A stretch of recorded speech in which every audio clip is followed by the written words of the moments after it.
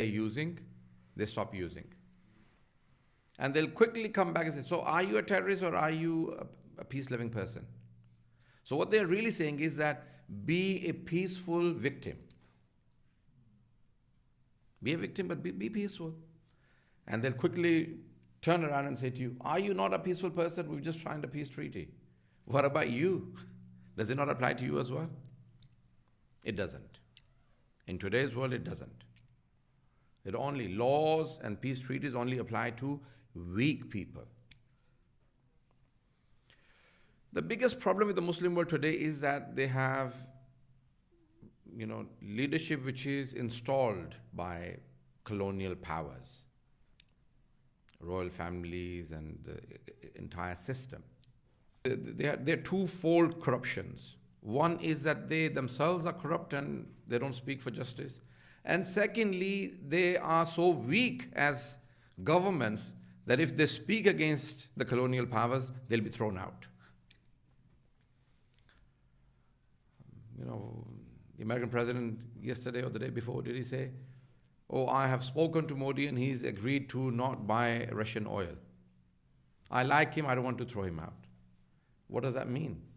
You are an American, he's an Indian. How can you throw him out? So, sometimes idiots, the truth comes out of their mouth. Meaning, I'll replace him. I can replace. So, okay, this time we'll not go to Afghanistan ourselves to attack. You hire the Pakistani army and say, okay, remove the regime.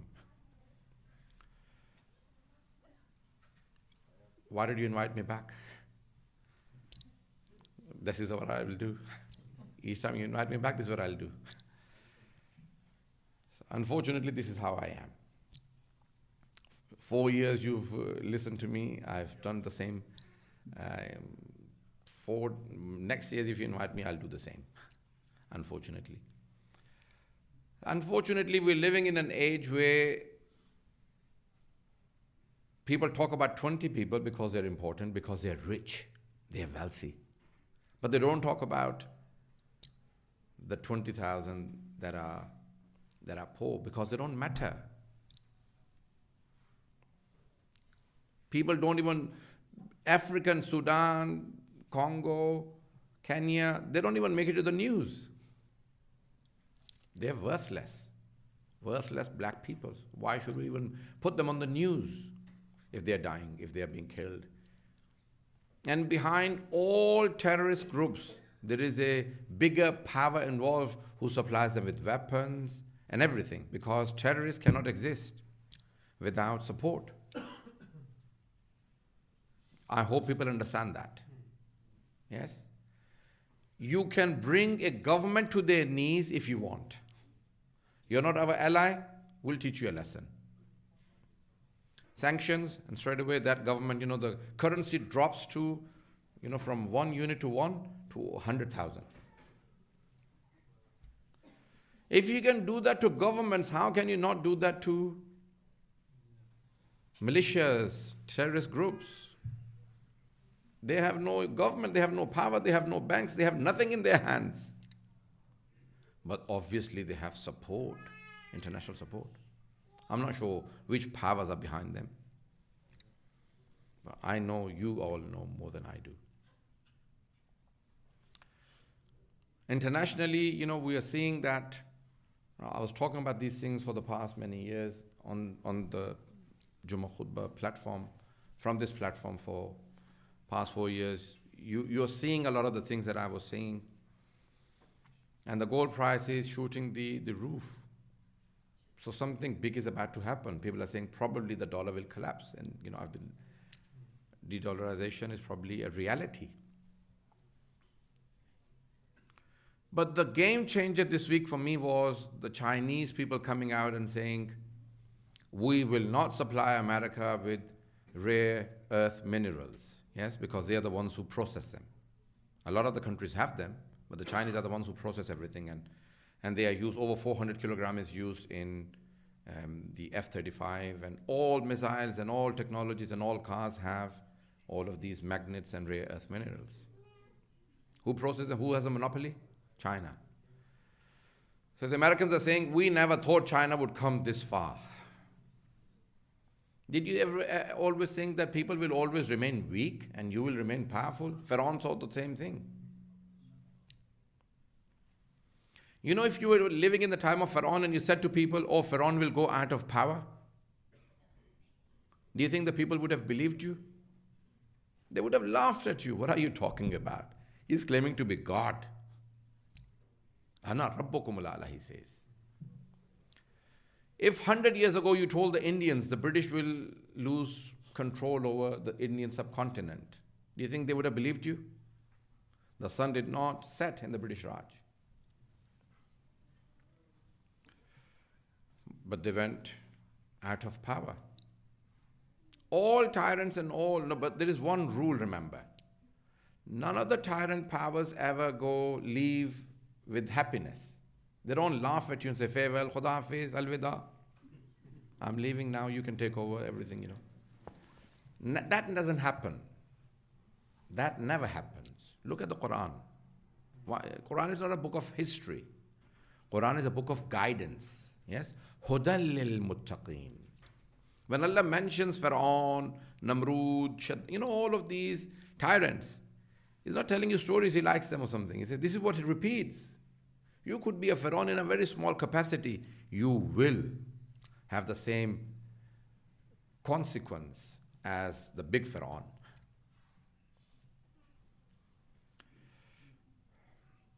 Many people, you know, this beautiful sermon of Amirul Mu'mineen Ali ibn Abi Talib alayhi salatu wassalam in Nahj al-Balagha.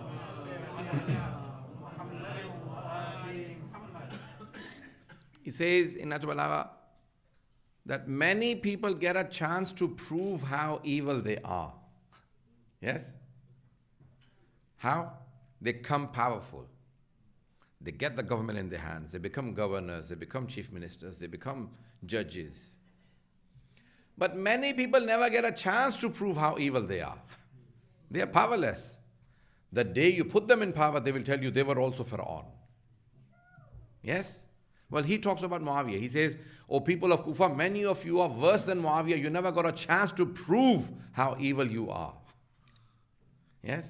So you talk about, you know, people were really upset with Muawiyah, and he said, Muawiyah got a chance to prove how much he hates me, how much he hates Islam, how much he hates Quran, the Holy Prophet. He got to prove it.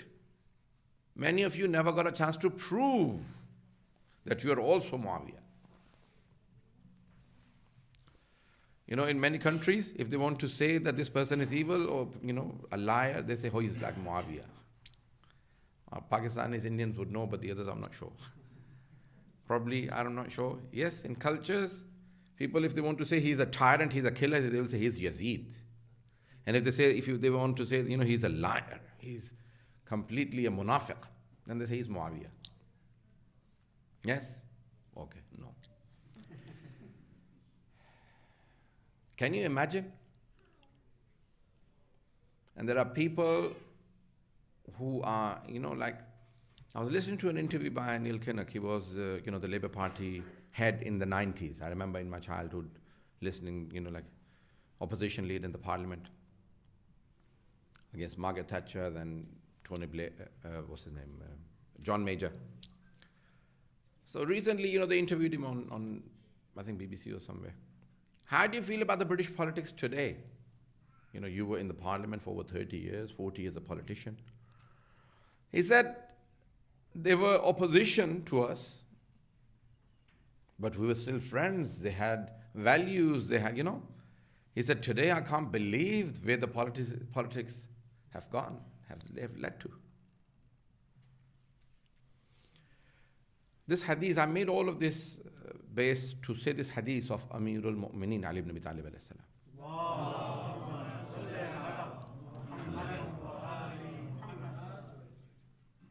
He says, alayhi salatu wasalam, Zawalud Duwal.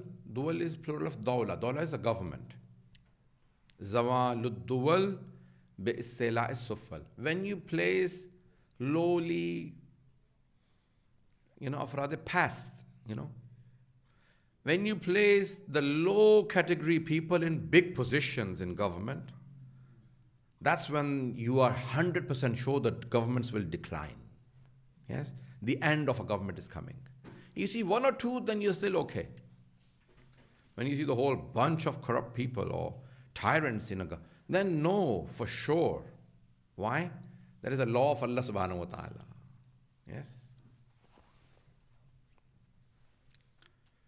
When there is no good voice, then that government is coming to an end. Or the power of that government will be ending. When people laugh, they will praise the tyrants and they laugh at the victims. Be sure the one who has no one on their side except for Allah subhanahu wa ta'ala, huwa asra'ul hasibin, is the fastest of reckoners. Today, Palestinians have no one. No Muslims, no governments, no one stands with them. Be rest assured, what is coming from Allah subhanahu wa ta'ala will be severe. I remember speaking to many Iraqi brothers, when I came back from Iran, late 90s and like early century. Saddam will go one day. Syed forgot, please. His son will come, or they will come, and then the grandson will come. There will always be tyrants in Iraq. We will never see, they were all hopeless of Iraq's future. It happened. Just remember one law from Allah subhanahu wa ta'ala. Tyrants get a longer chance. Allah says in Quran, He punishes you very quickly, so you don't sin more. But He gives a long chance to tyrants. So on the Day of Judgment, they can't say, Ya Allah, if you gave me a chance, I would have repented. I would have stopped killing. You killed me the first time round. Give me more time. Allah says, if I sent him back to dunya, after seeing the akhirat, then that there is a God, there is hell, there is accountability, he will go back 1,000 times and repeat everything all over again. So fools are the ones who trust the liars and the tyrants. Make me the peacekeeper this time. I'll be, they appointed, in Gaza, so-and-so British Prime Minister will be in charge for the next 5 years. They asked this, she's not even a Muslim. She's not even a hijabi, no one. They said, how does it feel that Tony Blair will be the person in charge for Gaza for the next 5 years? He said, Satan wasn't available himself then. They had no choice but to put his deputy. Unfortunately, it is Muslim leadership that is not speaking today. Look at all the non-Muslims. They are more vocal than all the Muslims put together. They are speaking out so openly against the system, against the tyrants. And look at all the Muslims, the Muslim leadership, complacent. Some of them are saying, give us a job. We'll do a better job than you.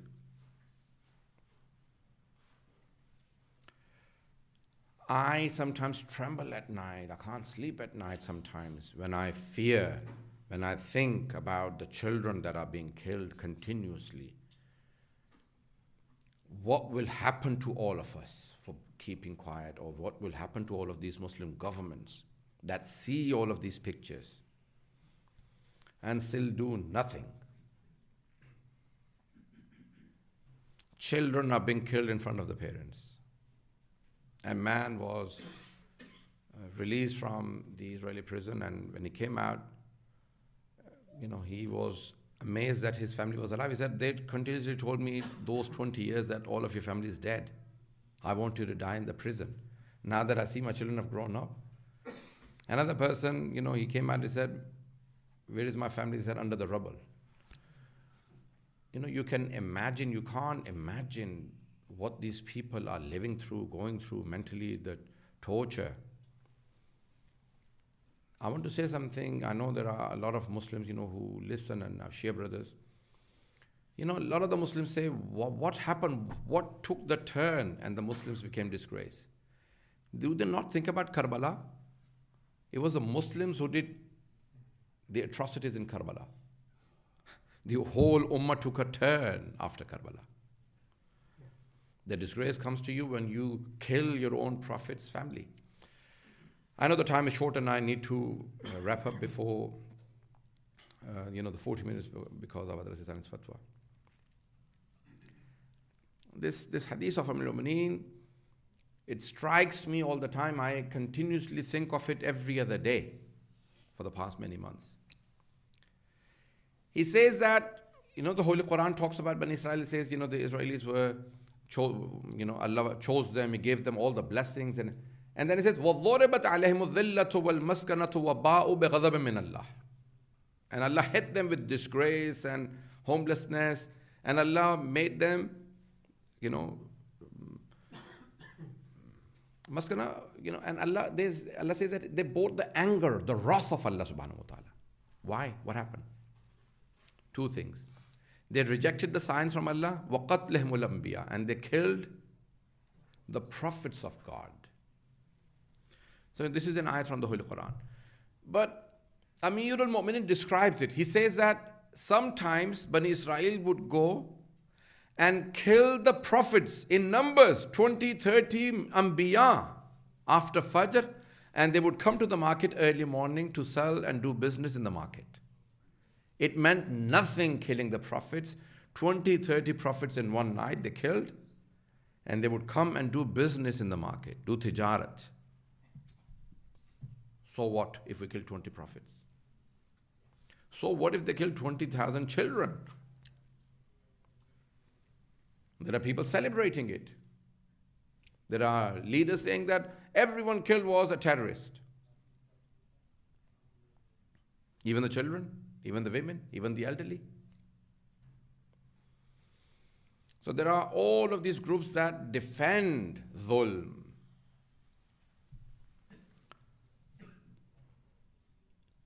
In our ziyarat, we have the curse on the killers, the ones who oppressed, zalimeen, qatilin. Yes, all of these categories. One category is waman radiyat bih, all the ones who were pleased with it. They didn't do anything. They let them do it. That category is the most dangerous category, because you know the murderers, you know the zalimeen, the oppressors, but this third category is the most dangerous one. That is pleased with whatever goes on. بسم الله الرحمن الرحيم والعصر إن الإنسان لفي خسر إلا الذين آمنوا وعملوا الصالحات وتواصوا بالحق وتواصوا بالصبر